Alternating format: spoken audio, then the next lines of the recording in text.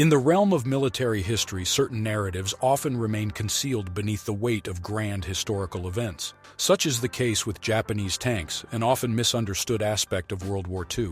While Japanese tanks have garnered a reputation for inefficiency, it's essential to delve deeper into their history and development to gain a fair perspective. Following World War I, Japan, like numerous other nations, keenly acknowledged the transformative landscape of warfare. Recognizing the need to adapt, they embarked on a quest to modernize their military capabilities in the realms of tanks, aircraft, and radio communication. This pursuit of advancement was not unique to Japan. It was a global endeavor. During the initial stages of their efforts, Japan adopted a pragmatic approach by importing foreign tank models. Among these acquisitions were the British Mark IV and the French Renault FT-17. These foreign tanks served as early building blocks for Japan's burgeoning tank development program. However, Japan's journey toward indigenous tank production was fraught with challenges. One formidable obstacle was the presence of cultural and intra-military conflicts within the Japanese military apparatus. The Aigo proved to be very effective against outdated tanks of the Chinese army, but by the middle of the decade, it was clear that it was lacking both mobility and armor. These internal disputes and tensions complicated the process of establishing a coherent and unified vision for tank development. The significance of these early developments in Japan's tank program lies in their efforts to bridge the technological gap that had emerged in the wake of World War I. Like their global counterparts, the Japanese recognized the imperative of modernizing their military machinery to meet the evolving demands of contemporary warfare. This chapter in Japan's military history highlights their initial steps towards achieving self-sufficiency in tank production, a journey that would evolve over time and face its share of trials and tribulations. In the broader context of global military innovation during the interwar period, Japan's endeavors serve as a testament to the shared recognition among nations that the nature of warfare was undergoing a profound transformation. While they confronted internal challenges, these early pursuits laid the foundation for Japan's future tank development efforts, offering a glimpse into the intricate dynamics of military adaptation in the early 20th century. In 1925, the establishment of Japan's inaugural tank battalion represented a pivotal moment in the nation's fledgling tank development efforts. This milestone was indicative of Japan's commitment to cultivating a potent tank force, with an emphasis on quality rather than sheer quantity. However, within the intricate tapestry of Japan's military landscape, internal conflicts and persistent debates surrounding tank doctrine continued to simmer. The heart of the matter lay in a fundamental disagreement within the Japanese military regarding the role of tanks. This internal division centered on two contrasting viewpoints. One faction advocated for tanks to be employed in a supporting role, assisting infantry units in battle. In contrast, another faction argued for the independent utilization of tanks as a distinct combat force. This divergence in strategic thinking mirrored the complex dynamics within the Japanese military structure at that time. These internal disputes underscored the challenges of fostering a unified approach to tank deployment and revealed the intricate nature of military decision-making during the era, ultimately contributing to Japan's tank program setbacks. By 1933, a series of significant events and experiences began to sway the pendulum in favor of combined arms tactics that incorporated tanks. A turning point emerged during the Battle of Rehe, which took place in China. During this engagement, Japanese forces demonstrated the effectiveness of tanks in well-coordinated assaults. The triumphs achieved by the mechanized infantry in exploiting breakthroughs and disrupting Chinese defenses resonated deeply, providing tangible evidence of the role tanks could play in a combined force. This shift in perspective marked a critical juncture in Japan's tank development journey. It illustrated how real-world successes, like those in the Battle of Rehe, held the power to influence military doctrine and strategy.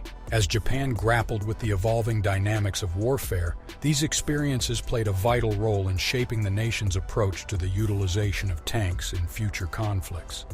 In 1937, Japan's leadership made a pivotal decision that altered the course of its military strategy.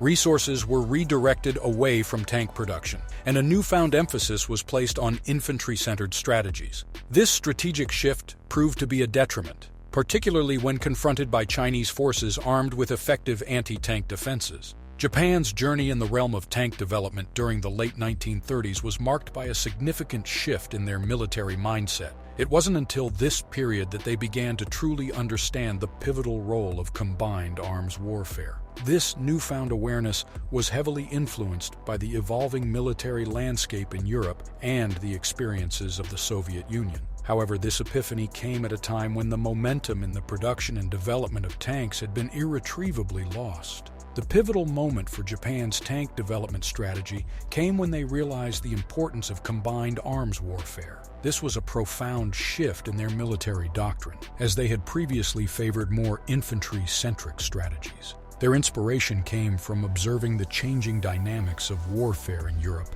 and the effective utilization of combined arms tactics by the Germans. The Soviet Union's experiences also played a role in reshaping their perspective. By the late 1930s, as Japan began to grasp the significance of combined arms warfare, the tank program had already lost its forward momentum. The country was on the brink of World War II, and other priorities, particularly naval and island-hopping strategies for the Pacific Theater, took precedence. These strategies demanded resources and attention, causing the tank development program to be sidelined. This strategic shift proved to be a turning point for Japan's tank program. As they shifted their focus toward naval and island-hopping strategies, tank development took a back seat. This decision would have far-reaching consequences as Japan entered World War II.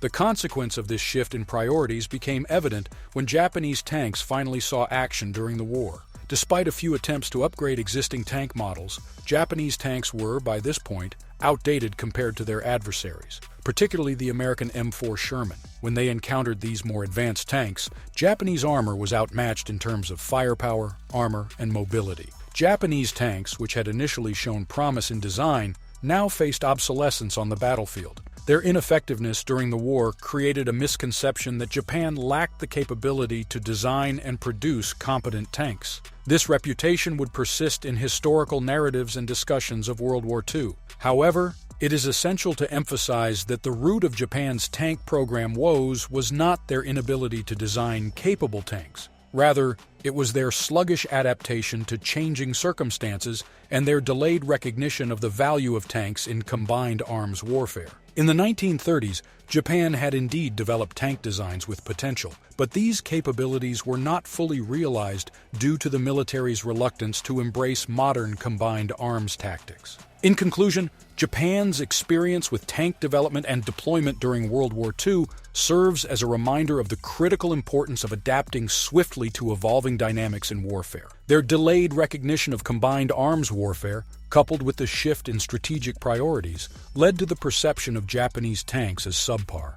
However, this reputation should not solely reflect their design capabilities, but should also be understood in the broader context of military strategy and decision-making. Japan's story serves as a cautionary tale about the consequences of failing to adapt to changing circumstances in the arena of warfare. This narrative aims to shed light on the historical context that contributed to the underwhelming reputation of Japanese tanks during World War II.